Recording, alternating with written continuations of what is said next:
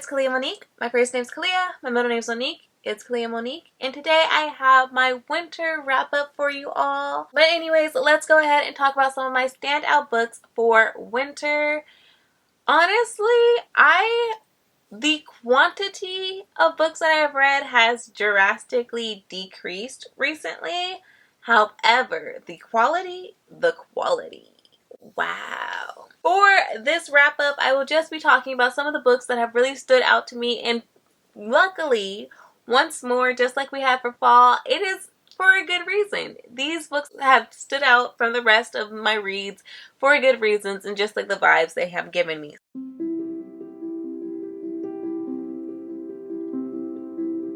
It was very humbling for me to count out how many books of mine I have not yet read. I don't want to talk about it, okay? I don't want to talk about it. Thing is just so exhausting. Oh my god, no pictures, please. I'm yelling at them to just leave, get out, like leave now. We don't need to go through all this. Why? Why are you heading towards trauma on purpose? I love you too. You're literally sunshine as a person, but thank you. Thank you so much.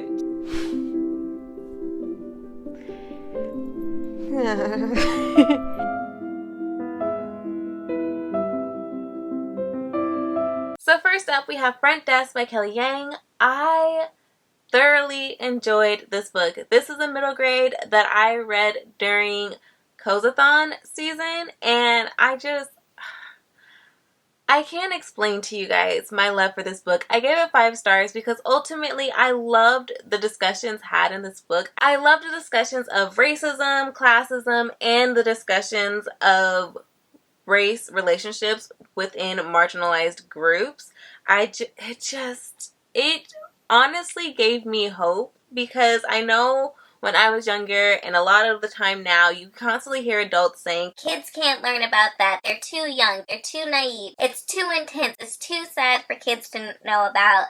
And yet Front Desk is a perfect and amazing example that should not be an excuse anymore. Kids can learn about difficult topics. Kids can discuss difficult topics because ultimately they're experiencing them every day, or at least kids of color are, or marginalized groups are. If you're a child in a marginalized group, chances are you're confronted with the disparities and then the inequities of the world constantly. And it can be really isolating for adults to tell you that you're too young to actually deal with the trauma or the instances that you are dealing with.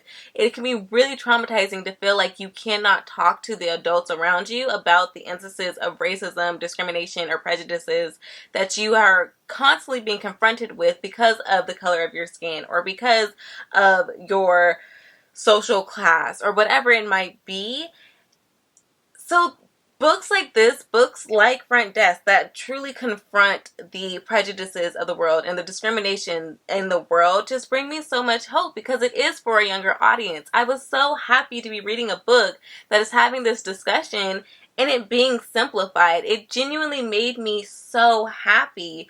And oh my god, Mia as a character, she is so cute. And I just remember my days of working in a school, and I want to give this to the kids I worked with, because again, Mia just gives me hope. And oh my god, and the instances of found family within this book, it was just so great to see this relationship between this young Asian girl and her friendship that she developed with this black man. And it honestly just warmed my heart. Like I could cry now just thinking about it. Genuinely just warmed my heart so much. I love this book with my whole heart, and I can't wait to continue the series. I think this book is truly something special, and I definitely want to read more of Kelly Yang's books that are more so for like older audiences, because I do know she has other books that are for older audiences, so I definitely want to read those. But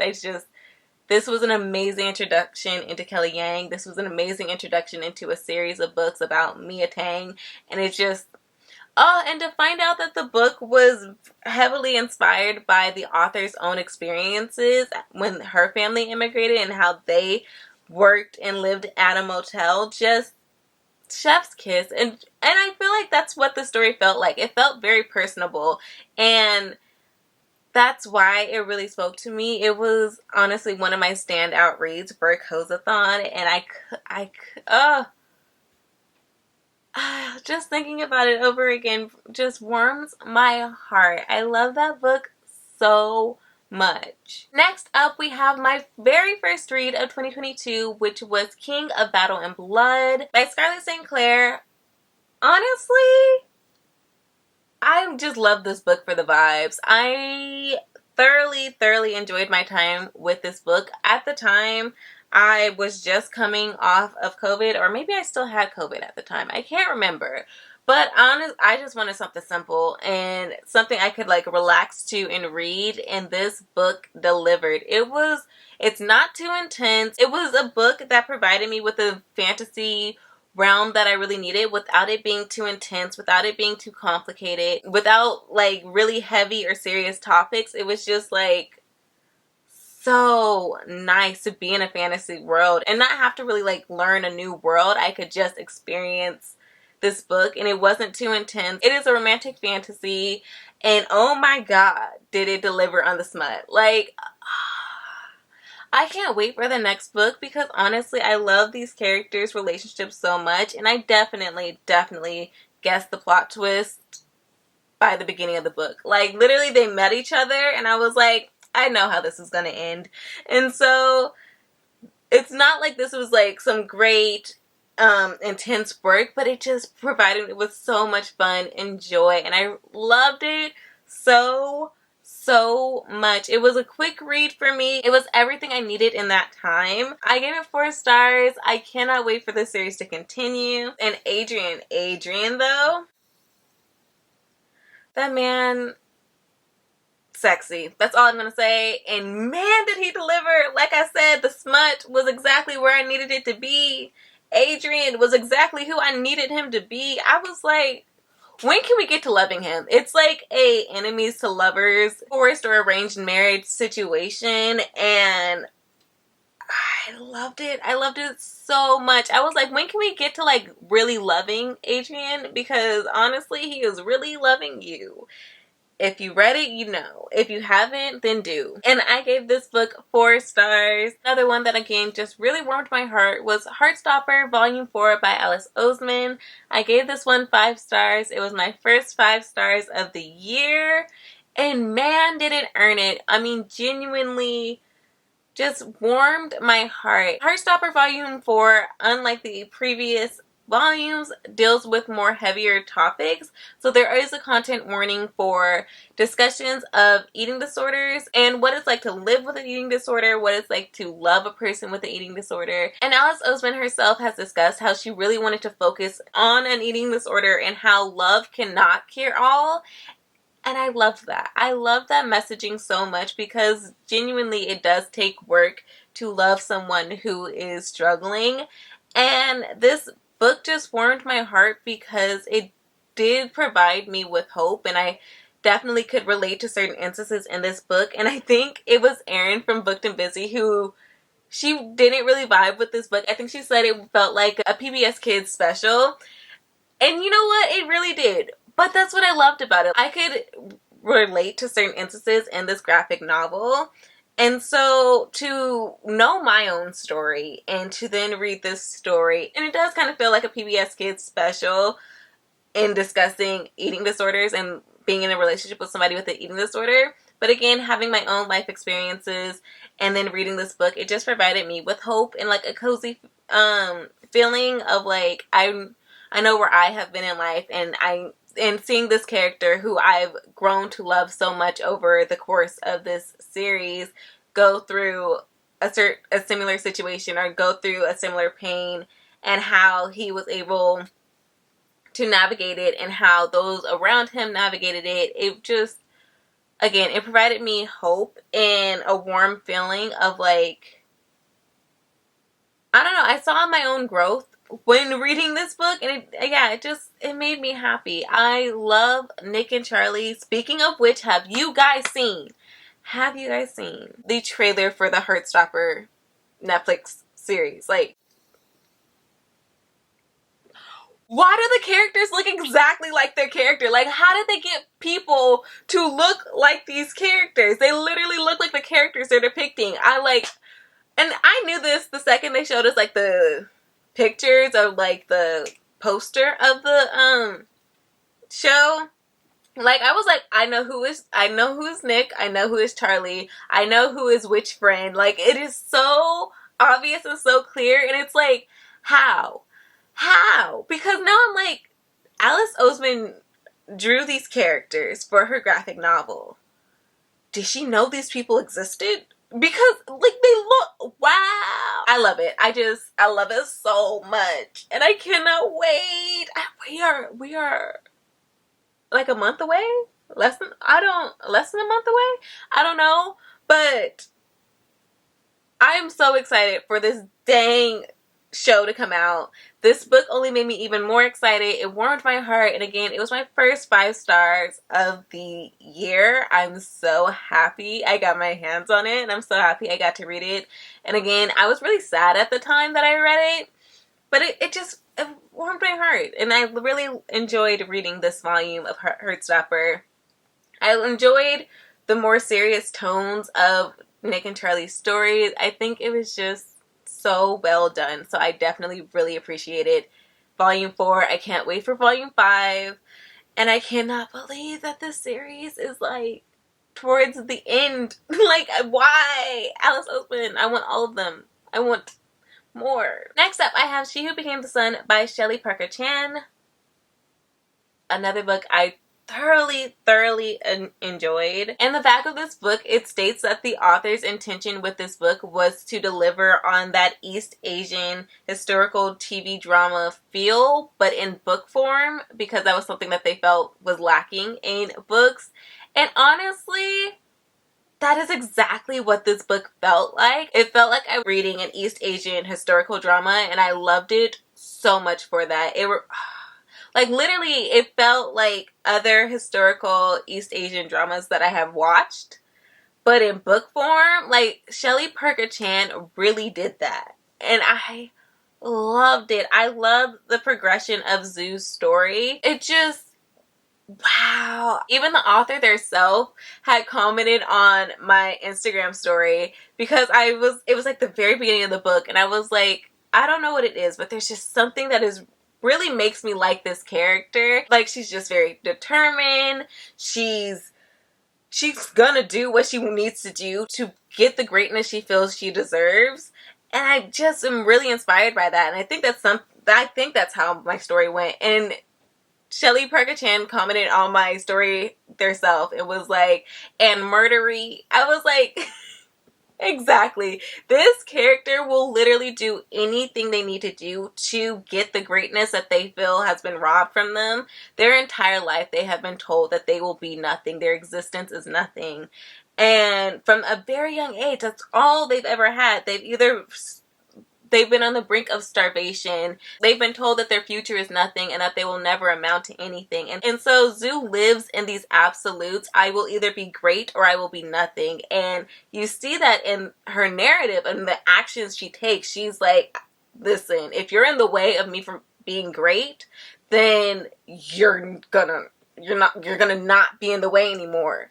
And although the character was quite morally gray, I enjoyed getting to see that character development in them. This book for me was really filled with political intrigue and complex characters, and getting to see each character's development really spoke to me. It's not that I agreed with every character's decision making, but I could definitely empathize with their situation and why they chose the decisions they made. And I do know this is the beginning of a series, so I can't wait to see how much further this goes, because genuinely, I don't know. It's not like I necessarily agreed with every decision Zoo made, but I could definitely empathize with the trauma that she had experienced as a child and how it's so deeply ingrained how she viewed the world and how she viewed her situation. She genuinely thought that her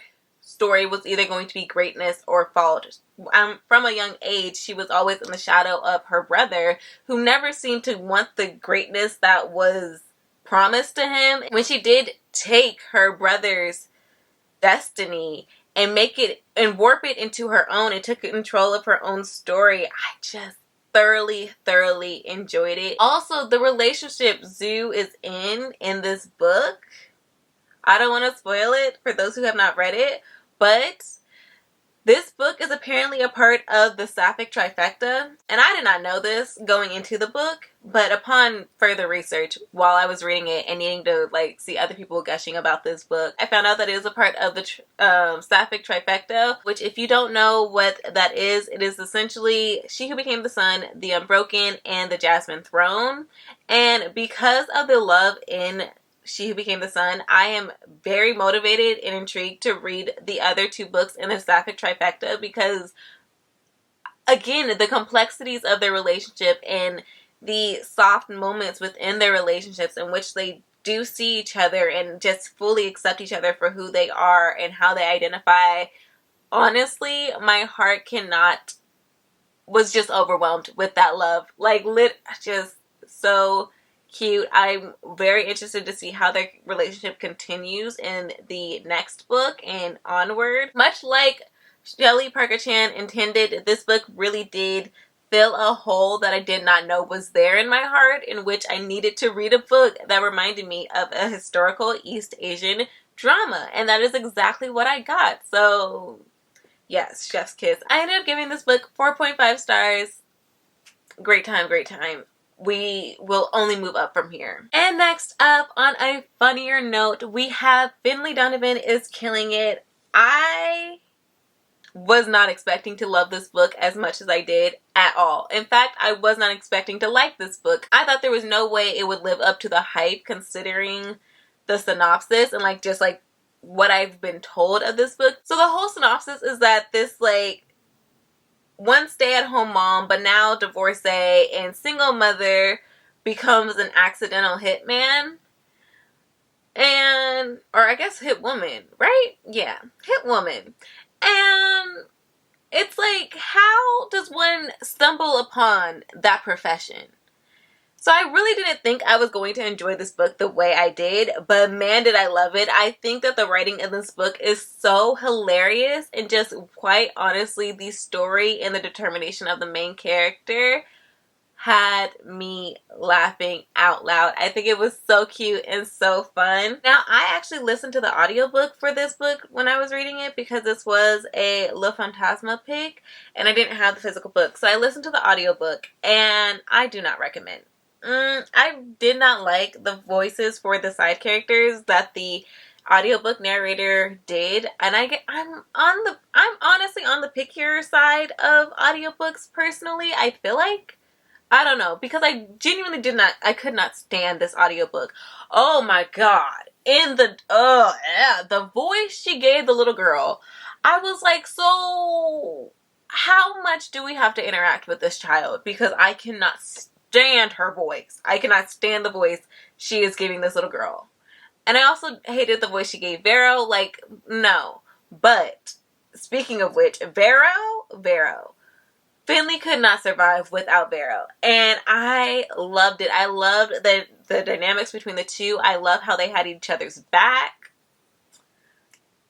Can't wait to get into the next book, because I absolutely will get into it the second I'm off my book buying ban, because as we have discovered, I can't with this audiobook. I really cannot.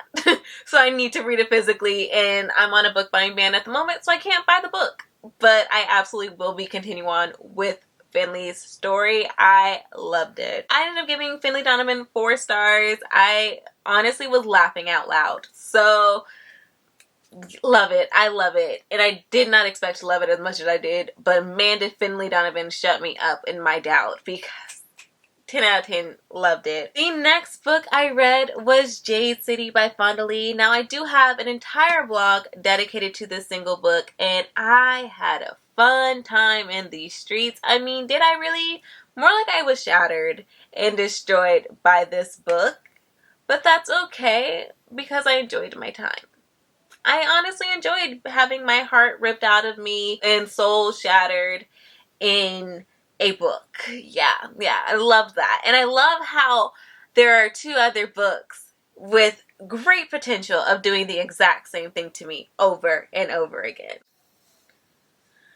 You know, I thought I started this whole bit out as like sarcasm, but I think I really do enjoy it. I enjoyed the pain because that's the only way you could describe this experience, because Fonda Lee, she's hurting me. She hurt me with Jade City. I was shattered. Watch the vlog in which I fell apart crying.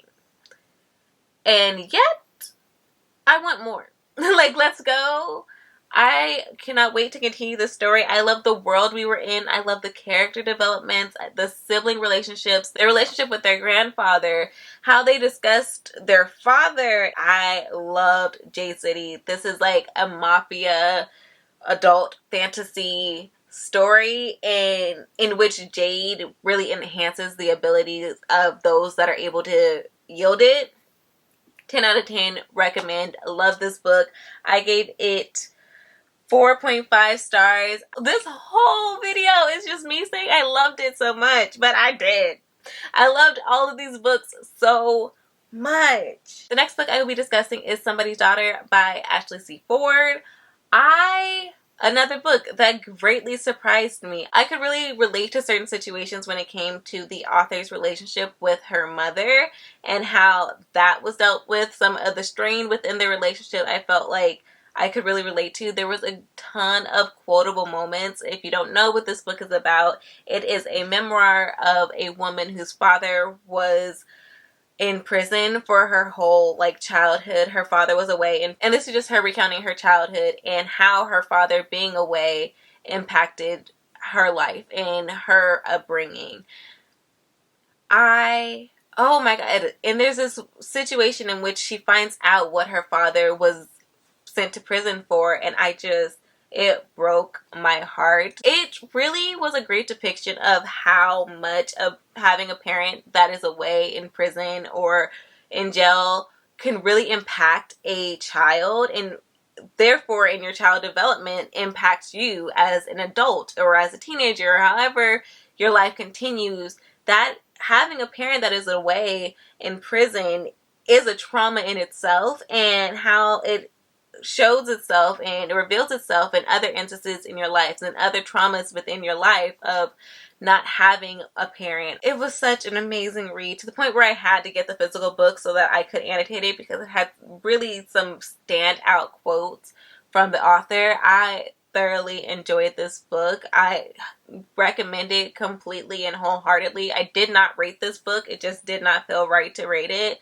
But I definitely recommend reading it. That being said, there are content warnings of sexual assault. I will say that the instance in which this is discussed is like 2 chapters, maybe 3 out of the book. But it's not the entire book, and so I still would greatly recommend reading it, just like skipping those chapters or skipping those instances if you can. Of course, you know your own mental health capabilities better than I do, so yeah, keep that in mind. Next up, we have Kingdom of the Curse by Carrie Maniscalco. Of course, I also read Kingdom of the Wicked this year, but Kingdom of the Curse really stood out of the books. I mean, I loved it. Kingdom of the Wicked, honestly, for me, was kind of okay. I enjoyed the book, but honestly, there was an instance at the end of Kingdom of the Wicked where I was like, you're telling me I could have had this? You're telling me I could have had this magic, this much power, and you waited till the end of the book? And so I feel like Carrie Maniscalco really made up for that with Kingdom of the Curse. I was far more invested in Wrath and Amelia's relationship when it came to the story. Not necessarily like romantic relationship, but just how their story continues and how they learn to be allies and how they learn to work together. I really appreciated that. I loved the world building now that they are in a new atmosphere, in a new setting. I felt like it was done very perfectly. There is a party scene in which Amelia says a certain line. Alright. forgive the everything changed. Like, audio's probably different, angles probably different. I have 2 more books to discuss, and my camera died. So don't worry, backup battery has been ordered. We're not doing this again. I don't have time to wait. I want to talk about these books. I have 2 more to go, so let's go ahead and get into it. Like I was already discussing, Kingdom of the Curse did everything that I wanted Kingdom of the Wicked to do. There was more fantasy going on. I don't know how I wanted to phrase this without spoiling, but there's more fantasy going on. There's more development with Amelia's and Wrath's relationship. There was just so much more. Everything that I craved from Kingdom of the Wicked, Kingdom of the Curse gave me. And I cannot wait for Kingdom of the Feared. The fact that Carrie Maniscalco is pumping out these books, like, every year we got one. And not even every, but, okay, it's like every half a year. I feel like, I don't know. I feel like this is a lot quicker of a turnaround than other books we doing. Like, Miss Maniscalco, I appreciate it. Thank you. I appreciate you. Because I'm so excited. I love it so much. Oh my god, I just realized the book is next to me too. Like, love this one so much. And it's not like I didn't like Kingdom of the Wicked. I just had felt like there was so much more that could be done with the story. I felt like, especially with the way that book ended, I felt like I wanted more from the magic in this world. And although we didn't quite get more magic from Amelia, the world itself, like, made up for that, because we are in a different setting and a different atmosphere in the second book. If you don't know what Kingdom of the Wicked is about, in Kingdom of the Wicked, Amelia is a twin, and there is an incident in which she needs to avenge something that has happened to her sister. And so that is when Wrath comes in, also known as one of the 7 princes of hell, comes in to help Amelia have the vengeance that she needs. The way Kingdom of the Curse, ooh, child, that plot twist. Now, am I going to lie to you and say I did not see that plot twist coming? I am not. But something about me that you didn't understand, something about me as a reader, I'm always going to expect that the most out of the world, just nonsensical thing is going to happen. Like, that's where my mind goes first, and then I just, like, water it down as the story continues.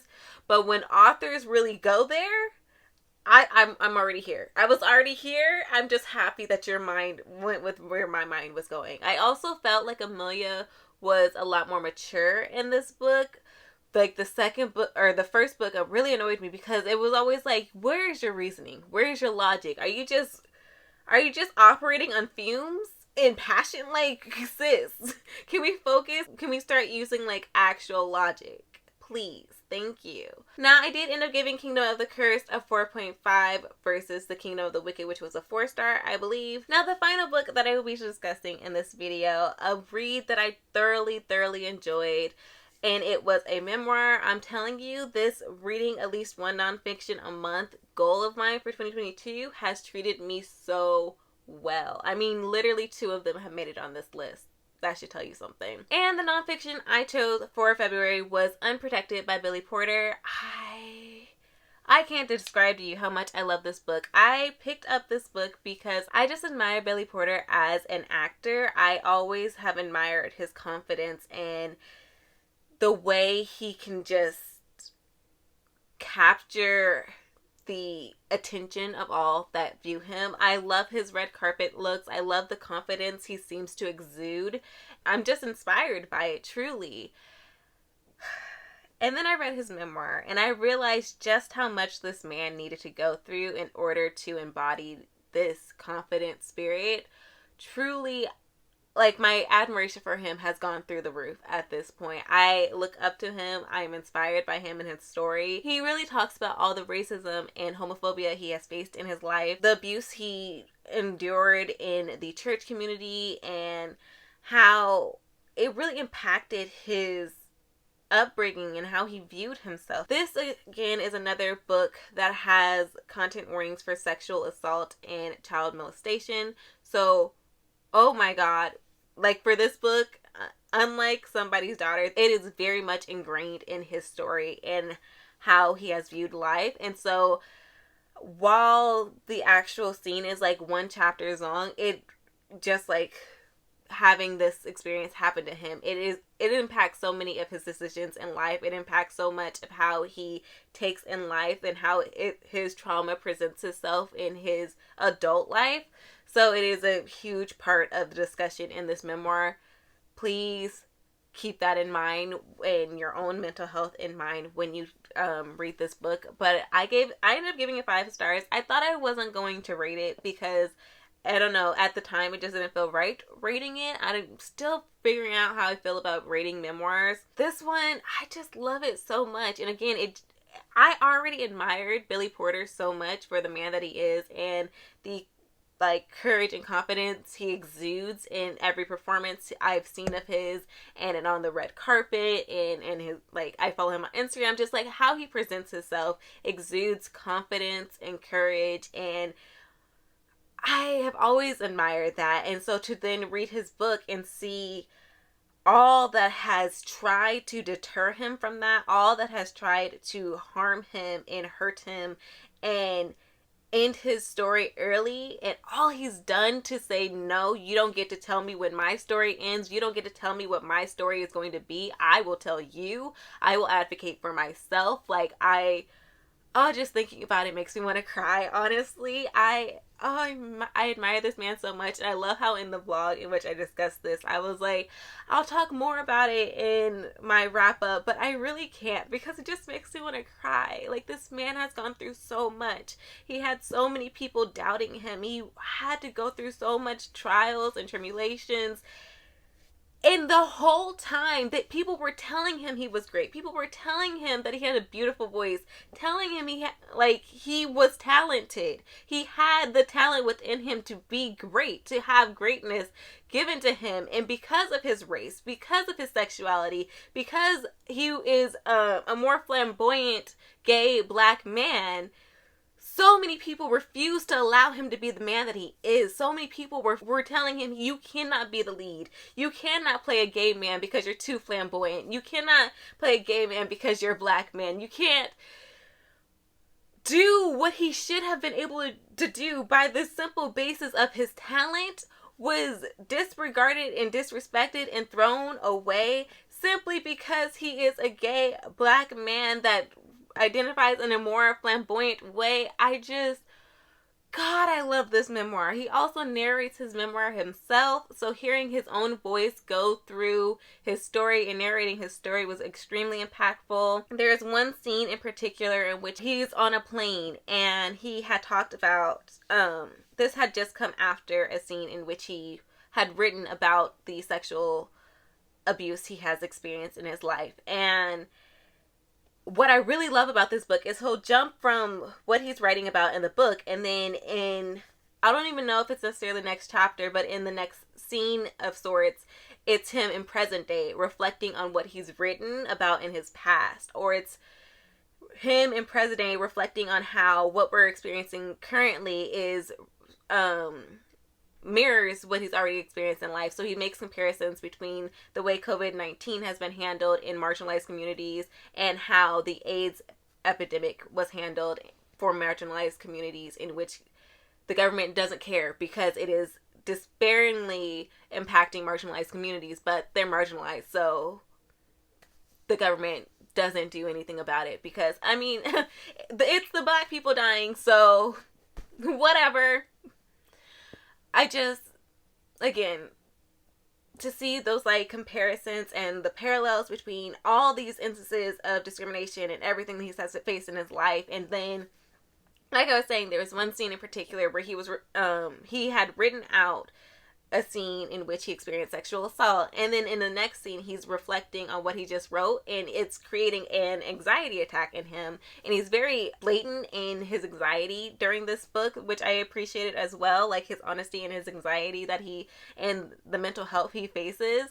But he wrote that scene, and then in the next scene he's talking about the anxiety he's feeling, but he's also talking about how he can't let his anxiety show. He can't let it show how much this is impacting him, because he's on a plane, and one of the male flight attendants had come up to him and just told him how much of an inspiration he is to him, and how he really appreciated all that he's done, and like just admired Billy Porter. So basically everything I would tell Billy Porter if I had the confidence to tell him how much I love him in person. But he was talking about how he needs to calm down and he needs to get his anxiety in control, because he has somebody looking at him right now, and also he is a black man in public, so you know, scenes aren't something you want to do. You don't want to draw attention to yourself. And that also really spoke to me, because I mean, I've definitely had anxiety attacks in public. I've definitely had instances in which I've had to like actively suffer alone in public, because I don't want people to stare at me. I don't want it to seem like I'm just like this crazy black woman freaking out. And I've had moments of having to like really internalize my pain, trauma, anxiety, depression, whatever has impacted me in that moment, having to really internalize it so that I can deal with it in a later time, because right now I'm a black woman alone in the world, surrounded by white people, surrounded by people that are already like watching me, it feels like. So I just need to like internalize this pain, or internalize the anxiety attack I'm having, and try to smother it until I can get into a private situation. And I just, again, like that scene in particular just stands out to me blaringly, and it just like, God, Billy Porter is an inspiration, and I love his honesty and his mental health journey. I love his honesty, period, in this memoir. It is truly something beautiful. And so if you are in a place in which you can read this memoir, I absolutely recommend it. Like, wow. Just wow. Hopefully you guys read these books, and if you have read any of the books that I've talked about today, I would love to talk to you about them down below. What are some great reads that you have read? Let's also have that discussion down below. And if you don't want to type out anything but still want to let me know that you made it to the end of this video, go ahead and comment a microphone emoji for Billy Porter, because he has an amazing singing voice. If you enjoyed this video, if you enjoyed my face, my voice, my actionness, go ahead and press that like button down below, and press the subscribe button and the bell notification if you like to be notified when I upload. If you would like to stay connected with me as I like to stay connected with you, I of course will have all my social medias linked down below as well. And if you'd like to support this channel further, I of course will have my Amazon wishlist and my Ko-fi link below as well. I believe that is everything, although I am probably forgetting something, because I always forget something. But bye guys.